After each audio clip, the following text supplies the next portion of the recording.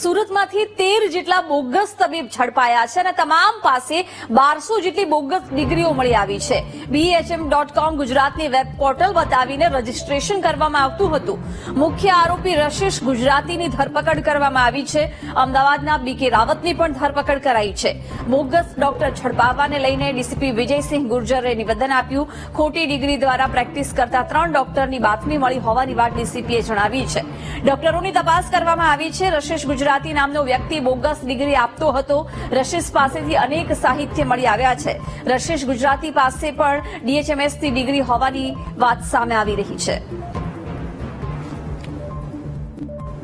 Information मिला कि Pandesara police station विस्तार में 3 डॉक्टर के बारे में इन्फॉर्मेशन मिला कि वो उनकी डिग्री फर्जी है और यहाँ पे वो एलोपैथिक दवाओं की प्रैक्टिस कर रहे हैं. BEMS की degree bachelor of electro homeopathy medical science, इसका एक सर्टिफिकेट दिया और इसका फुल फॉर्म उन्होंने अपने हिसाब से बताया कि ये सर BEMS जो है वो basic of electro homeopathic medical science है.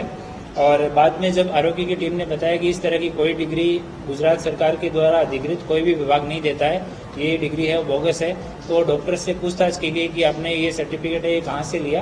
तो उन्होंने बताया कि यहाँ रशेश गुजराती करके हैं डॉक्टर और वो लंबे टाइम से ये जो है बहुत सारे डॉक्टर ऐसे हैं जिनको उन्होंने इस तरह की डिग्री दी है.